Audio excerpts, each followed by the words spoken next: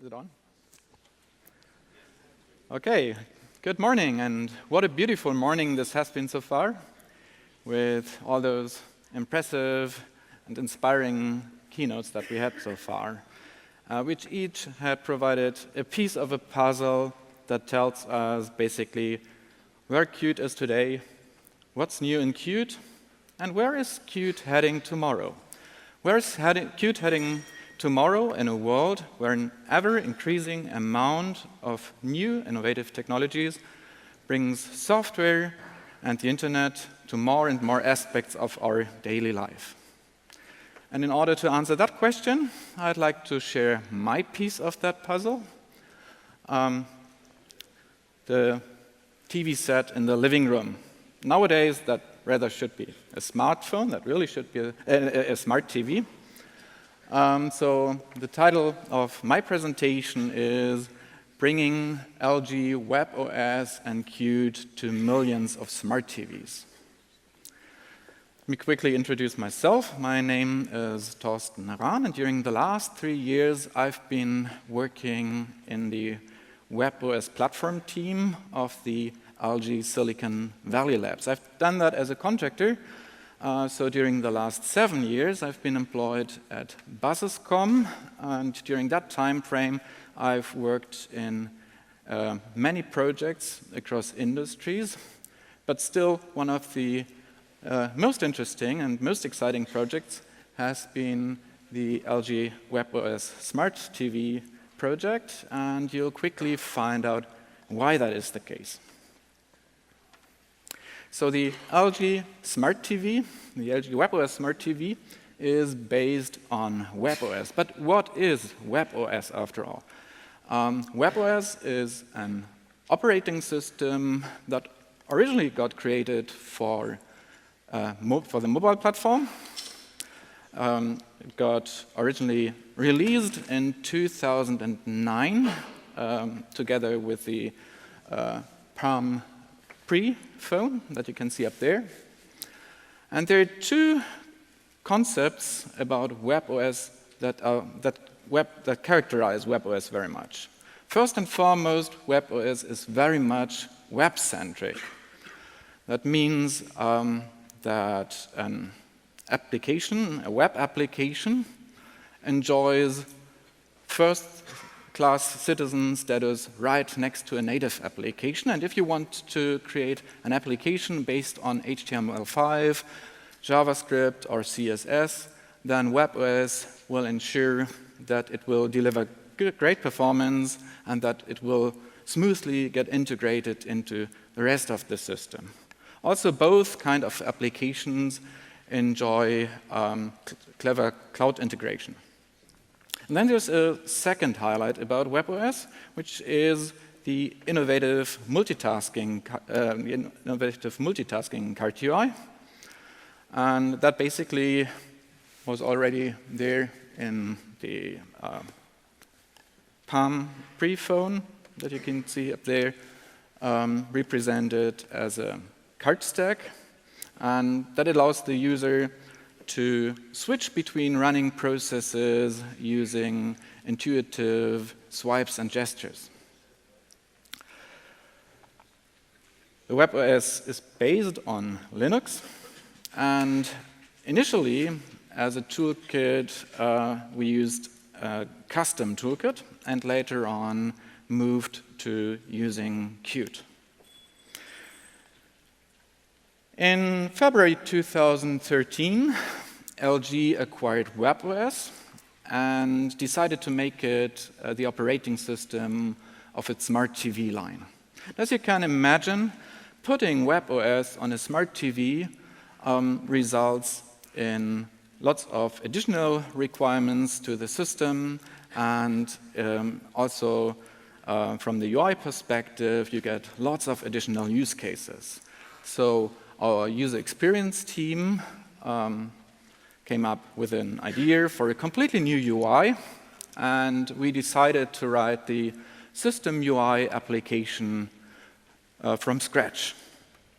So we wrote a QML prototype, and it turned out it got good results. And the user experience team was happy with it, and since it also performed well, we continued that route and decided to write the entire QtQuick, the entire system UI application using QtQuick. Then there are more differences, of course, if you switch from a smartphone or tablet to a smart TV. For example, user input. User input, in terms of smartphone, you have a touch screen, and the device we offer to the user for the smart TV is the Magic Remote. The Magic Remote allows to navigate the UI using a mouse cursor, a classical mouse cursor, on the screen in point-and-click style. So, to give you a better idea about how Qt got used in there, let's have a quick introduction into the smartphone, the smart TV UI. And I actually, last week, I went into a consumer electronics store and bought this cute TV. And it's actually a pretty normal TV, off-the-shelf model, one out of those millions of TVs that I mentioned already. And the great thing about it is, of course, it has Qt inside. So, how does it work? You have that Magic Remote that I just mentioned, and in addition to the volume and channel buttons, you have a home button, and pressing that home button will make the main menu come up. The main menu consists of a ribbon, and that ribbon itself consists of several colorful parallelograms, and those parallelograms allow, in this quick launcher area, to launch content applications that from content providers which are localized. Here in Germany, it's, for example, Maxdome, Sky Online, Netflix, and so on. And on the very right side, you also have live TV, classical live TV. The nice thing about this whole UI is that it doesn't really get in the way. It's very, very simple. You just have that ribbon, and that was really something new when that got announced back in 2014. Now, if you click here on the right side, then you enter the launcher area. And as you can see, you always have these nice little animations and this wiper effect going on whenever you change an item. And in here, in this launcher area, you can again launch different apps depending on what functionality you want to have. For example, you have a web browser here, you have a program guide, a manual, and all that stuff. You can resort those icons depending on your preference. And you can, of course, launch applications. And then, on the very left side, if you press the left button, you enter the recents view. That is basically the multitasking card UI that I mentioned, just not in a stack, but instead a linear version, basically. And there you can click on those applications that are the running application processes, put them into a full screen view, and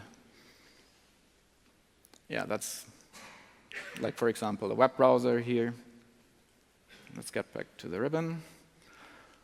And you can also, of course, close applications. You have those nice animations when closing.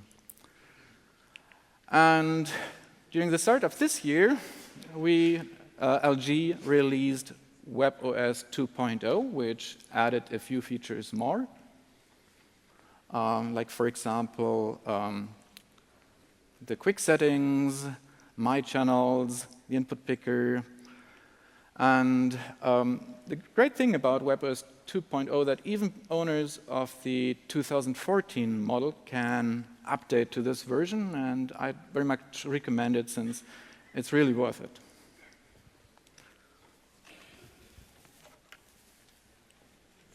Oh, I got a bit behind with the slides, so yeah, that was. So the really great thing about this user interface, apart from the fact that it's using Qt, is the big focus on simplicity here. But how exactly did we use Qt there? That is probably what most developers here is probably going to interest.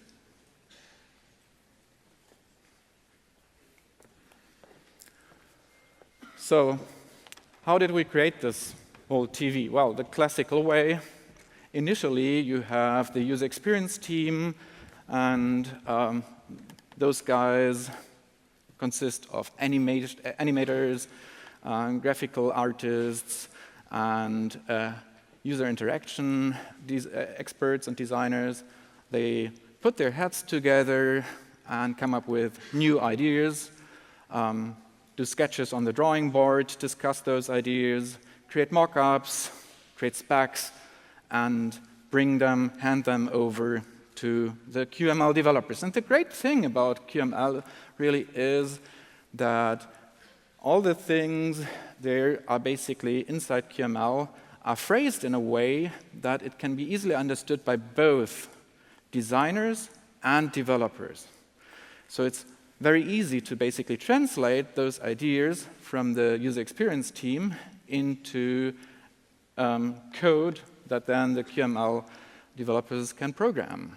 So basically, the QML developers use then Qt Quick to bring life to the ideas of those from the user experience team. And that is the great thing about basically the first iteration. But then designers and developers look at the first result, point out the good things and the bad things, and well, with the bad things, the designers then go back to the drawing board, and they then fix those issues and pass it again back to the developers. And every subsequent iteration, the great thing about QML is that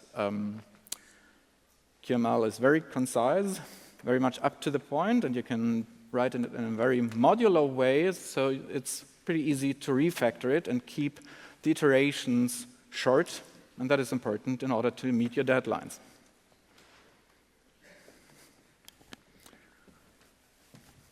Doesn't always work with that.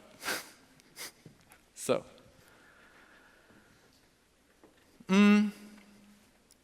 what are the ingredients of that user interface that we created? Well, the whole system UI application is fully based on Qt Quick 2. It's even entirely written in clean, modular, pure QML language code. You can see it still performs nicely. We implemented it using basically all kind of features that you can use for Qt Quick, like items, views, animations, states and transitions, and even shader effect items. And we only used C++ rarely. We just used it in order to interface with, for example, Wayland or the Lunabus IPC mechanism. But there's something that is very special about the system UI application. As I pointed out already, you can launch different apps on the TV. So you have many applications that run in parallel. And it would, of course, not be a good thing if all those applications could just decide where they draw their stuff. So you have to have some higher entity that basically manages where each application can paint its content and decides where it gets placed, or whether it's drawn full screen or displayed in a card view or not displayed at all. And that entity is basically called a compositor. And our system UI application is such a compositor. And in order to provide this kind of functionality, you need, of course, a certain technology. And in our case, we made use of Wayland, or better, the Qt Wayland module. And in doing so, we were actually, when we started to do this, still early adopters. So we had to implement quite a few things, also QPA for the compositor. And but we still got a very nice result. Nowadays, application client doesn't really have to think about all this. So that is the great thing. That is one of the highlights, certainly, about this project, that we developed a compositor that uses QtQuick. Then our compositor also makes use of a very popular concept in software development, and that is also very popular in Qt, which is the model view concept. Our compositor, for example, manages those application screen surfaces as surface items that it plugs into the model, into a window model, and that window model gets sorted and filtered, and then we just display it using a regular QML list view on the screen. The same model view concept is also, you can see it in that screenshot down there, where we have again the recent view that I showed down there already, and that's basically showing a vertical line of cards, a vertical row of, horizontal row of cards, and this is basically done just by rendering a list view. We're using the same kind of approach, of course, for notifications, where it's all done in a stack, and for icons. Then we even got so far in our use with QtQuick that we created our own QtQuick modules, so that we could share the functionality between different applications. And one of those modules that we still use for internally is the EOS module. And that has, for example, one tool, which is called Booster, that improves the startup time by preloading certain QtQuick components. And in addition to that, we also have developed our own widget style, since our web applications make use of a very own look and feel and behavior in terms of widgets. We mimic that same look and feel, it's called Moonstone, with our widget sets. And then there's, of course, some items that are quite typical, as you've seen on the TV, like, for example, the parallelogram, or you've seen that wiper effect during application launch. And the parallelogram is also available as an item. Same goes for the splash and the wiper, and even the ribbon down there. And in order to do IPC process communication, we also have another QtQuick module which allows for that kind of communication.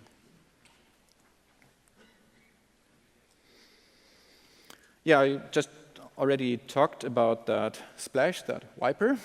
And we implemented that actually using shader effect item. We created an item with 4 corners, which are basically connected through Bezier curves. That whole thing would be called a Beziergon, and you can then use QProperty animations, for example, in order to steer that whole Beziergon and give it basically that vivid look and feel.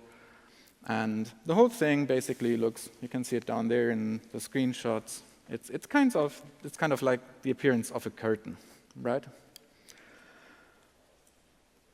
Well, and speaking of curtains, that's also basically the Beziergon curtain falling down on my presentation with the last slide, which is a quick summary about how Qt helped us in the development of the software that we use on the TV. Well, I think the most important part about QtQuick surely is the really quick development that you can do using QtQuick. You can quickly iterate through different stages of your project, and that is, of course, really important in order to meet deadlines. Then the other thing that our user experience team really liked was, of course, the rich amount of different animations that you can do, especially in combination, for example, with shader effects. And then I already mentioned our integration of the compositor technology, and the same also goes for the use of WebKit. Well, the time wasn't really enough to also cover that one. And of course, the good thing about QtQuick is also the low memory footprint and the good performance that it delivers. So those are the things that really helped to bring Qt onto the TV and webOS. And now that you basically know how we brought webOS and Qt onto the TV, I hope that this knowledge and in combination with the use of Qt on the TV helps a bit, that if you go later on and watch TV, your favorite movie, on an LG webOS smart TV, that this helps to make the whole visual pleasure more pleasing. Thank you.